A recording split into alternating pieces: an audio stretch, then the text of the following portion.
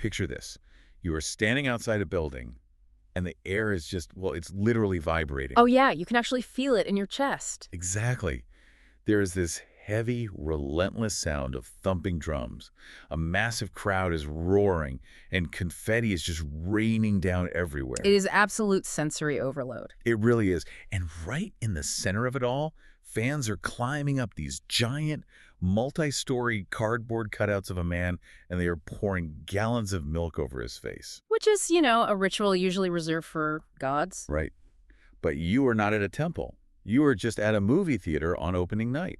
And that intense, almost religious devotion, that is the secret engine powering the biggest takeover in global cinema right now. We are talking about Tollywood. Yeah, it's a phenomenon that goes so far beyond simply, buying a ticket and eating popcorn. Okay, let's unpack this, because for a long time, if you lived outside of India, you probably only knew about Bollywood. Right, the massive Hindi-language film industry based in Mumbai.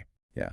And Tollywood, which is the Telugu language film industry based in Hyderabad, was often viewed by outsiders as just a regional counterpart. But that narrative is completely dead now. I mean, it's just gone. Oh, totally dead. Oh.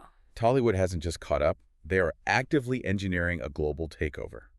We were talking Academy Awards, shattered international box office records, and a cultural influence that is just redefining what a blockbuster even looks like. Which makes this a perfect topic for today. Exactly. Ugh. So our mission for this deep dive is to figure out exactly how they did it based on the sources we have. We're going to look at their century-old history, the cutting-edge technology they use, the fascinating economics of streaming, and this incredibly intense blend of fandom and political power. It is a lot to cover, but it all connects perfectly. It does. But before we get into the how, we first have to define what exactly makes a movie a Tollywood blockbuster today. Yeah, so to understand the modern Tollywood formula, you really have to look at its core DNA. It is a very specific, highly calibrated mix. What does that mix look like? Well, you have high adrenaline action, hyper-heroic protagonists, and deep, unapologetic emotional melodrama. But what truly sets it apart, what makes it so universally resonant, is the sweeping, epic world building that is deeply rooted in Indian mythology. Oh, wow. So it's this unique blend of massive mass appeal, but grounded in very specific cultural lore. Exactly. It's distinctly Indian, but the emotions are completely universal. It sort of feels like Tollywood has built India's answer to the Marvel Cinematic Universe. But instead of comic books, it's fueled by ancient cultural epics. That is a really great analogy, and the scale of the success is just staggering right now. Yeah, let's talk about the scale, because we have to mention the visionary director S.S. Rajamouli. His Bahubali series brought in over 1,800 crore rupees globally. Which is just an astronomical number. Right, and if you are listening to this and trying to do the math, that is well over 200 million US dollars. For a regional Indian film, a number like that completely shatters the ceiling. It really completely rewrote the rulebook. And then his follow-up, RRR, wins the Academy Award for Best Original Song with Natu Natu. I remember that. They literally got audiences from Delhi to Dallas dancing in the aisles. Yeah. And we also have to look at films like Pushpa, which took a localized story about a red sandalwood smuggler and turned it into a massive nationwide hit. Right. What's fascinating here is the contrast in how Tollywood and Bollywood have evolved over the last decade, especially when we talk about this concept of pan-India films. Right. Hold on. Let's do a quick explainer on that for our listeners. Mhm. Because if you aren't familiar with the landscape, Pan-India might just sound like a marketing buzzword. Yeah, it's much more than that. Right, because India has dozens of distinct regional languages and entirely separate film industries for them. Historically, a Telugu movie stayed in the Telugu-speaking regions, and a Hindi movie stayed in the Hindi-speaking regions. Exactly. Language was a massive barrier. Crossing those borders to create a true nationwide hit was incredibly rare. So how did that change? Well, Bollywood, being the Hindi language industry, traditionally had the widest reach. But recently, they've faced criticism from audiences for leaning into highly urban-centric, westernized stories. Ah, so they kind of alienated rural or working-class audiences. Yes, add to that the ongoing public debates over nepotism, and Bollywood started losing its connection with the broader Indian public. So there was an opening. Exactly. And Tollywood went the exact opposite direction. They leaned heavily into highly relatable, localized stories, like the rural smuggler in Pushpa, but they delivered them with unmatched, unapologetic visual spectacle. Oh, I see. Because if a guy is fighting a tiger with his bare hands while defending his village, You don't really need a subtitle to feel the adrenaline. Precisely. The visual spectacle becomes the universal language. That makes total sense. But Tollywood didn't just invent this formula overnight. If we really want to understand where this modern spectacle comes from, we have to look back over 100 years. Oh, absolutely. The foundation was poured a long, long time ago. We can trace the origins of Tollywood back to 1921 with a silent film called Bhishma Pratimya. 1921, wow. Yeah, produced by Raghupati Venkaiah Naidu. And in those early days, the industry was heavily reliant on mythological stories and stage plays. Because cinema was a brand new medium, right? It was probably confusing and magical to audiences back then. Exactly. So filmmakers relied on the stories the audience already knew by heart from childhood to help them understand this new technology. So they literally started by putting gods on screen. They did. Yeah. But then we move into what is widely considered Tollywood's golden age, which spans from the 1950s to the 1970s. Okay, the golden age. This is the era of foundational legendary stars like NTR Nandamuri Taraka Ramarao and ANR Akini Nageswara Rao. And this is where we see a major shift in the source material, right? They start taking those epic myths and blending them with everyday social issues. Exactly. A great example of this is the 1957 film Maya Bazaar. Right, I saw that mentioned. It's based on the ancient epic, the Mahabharata. Yes, but it is widely considered a masterpiece because it wasn't just a stiff religious recitation. It humanized the characters. That is such a crucial turning point. It really is. They took the gods down from the heavens and made them deal with relatable human emotions. You know, jealousy, love, political maneuvering. It made the divine deeply accessible. Exactly. And then, as we enter the commercial boom of the 1980s and 90s, the pendulum swings again. Enter the action hero. Yes. This is when stars like Chiranjeevi completely redefined stardom. He brought in high-voltage dance, massive action sequences, and birthed the concept of the mass hero. So he essentially laid the groundwork for the modern leading man we see today. He absolutely did. Wait, let me push back on that for a second, though. We see this evolution from literal gods on screen to relatable human struggles in the 50s, and then back to these invincible, gravity-defying action heroes in the 80s and 90s. Right. Did Tollywood ever actually abandon its mythological roots, or did they just take the gods, put them in leather jackets, and call them action heroes? I mean, I think that is a brilliant way to frame it. The wardrobe changed, but the underlying structure remained identical. Oh, really? Yeah. Even when Tollywood tells a modern story about political corruption or a street-level gangster, the emotions remain epic. The stakes are almost always framed in absolute terms of good versus evil, sacred duty, and monumental sacrifice. Wow, so it creates a shared burden and a collective catharsis for the audience. The hero isn't just solving a local problem, he is restoring cosmic balance to the universe. Exactly. That's the secret sauce. But to translate those massive mythological and heroic concepts to the screen today requires an entirely different level of infrastructure. Oh, definitely. Because you can't just film a cosmic battle to restore the universe in a local park. If you're going to outmuscle Hollywood on visual spectacle, you need the tools to do it. You absolutely do. And this is where the physical geography of Hyderabad becomes a major character in the Tollywood story. The scale is just mind-blowing. Let's talk about Ramoji Film City. It sits on 1,666 acres. Which is just massive. Right. Guinness World Records officially recognizes it as the world's largest film studio complex. But it's not just a big plot of land.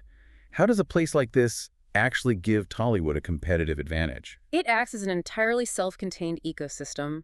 It houses massive outdoor sets. I mean, entire fake cities, airports, railway stations. Oh, wow. They actually built fake airports. Yeah, along with dozens of massive sound stages, cutting-edge post-production facilities, and even hotels for the cast and crew. So a filmmaker can basically walk through the front gates with a script and walk out months later with a finished, polished blockbuster without ever having to leave the premises. Exactly. It provides total secrecy, absolute control over the environment, and it massively drives down logistical costs compared to shooting on location. And within that massive city, there is a technological revolution happening. The shift from old-school celluloid to high-end digital filmmaking and advanced CGI has been fully embraced by Tollywood. Oh, without a doubt. When S.S. Rajamouli made Bahubali, it was a massive technological leap for the region. They utilized advanced motion capture and huge green screen setups. Yeah, there's a detail from the sources about this that just stuck with me. The famous, breathtaking waterfall scene in Bahubali, the beginning. 80% of that entire environment was CGI. Oh, it's It incredible. looked so real, so visceral, but it was generated on a computer. Which shows a level of technical mastery that allows these filmmakers to finally put the sheer, overwhelming scale of Indian mythology onto the screen without compromise. They finally have the digital paintbrushes to match their imaginations.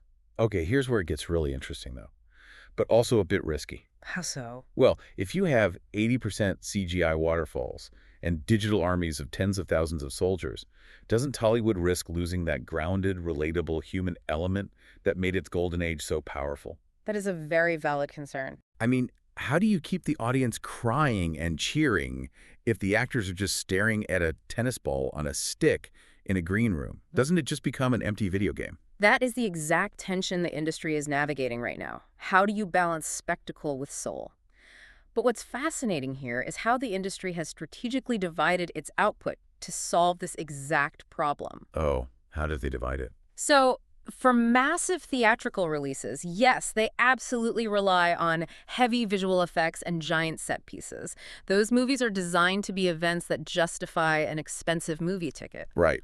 But filmmakers use another avenue entirely to tell those grounded, highly relatable human stories that don't need a CGI waterfall. Right. And that brings us directly to the economics of the digital age. Because if you are spending tens of millions of dollars on these digital armies, you can't just rely on local theater tickets anymore to make your money back. Exactly. The financial risk is catastrophic. So how are they paying for this? They found a massive lifeline in the streaming world. Precisely. We have to look at how the money flows because that dictates what kind of art gets made. Makes sense. Previously, the theater-led revenue model meant that physical box office sales had to carry the entire financial burden of a film. If a movie flopped on opening weekend, the producers were financially devastated. It made studios incredibly risk-averse. But today, we are looking at a hybrid model.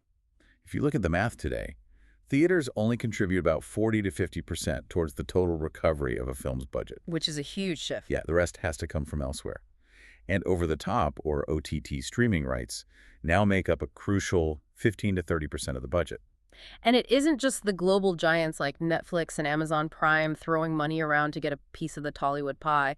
Local platforms have exploded and are fiercely competitive. Oh, really? Like who? Take Aha, for example. It's a localized Telugu OTT platform. Post-COVID, Aha saw massive growth, reaching 2.5 million paid subscribers and 40 million overall users. Wow, 40 million users for a localized platform. Yeah, because they deeply understand the local culture in a way a tech company in Silicon Valley might not.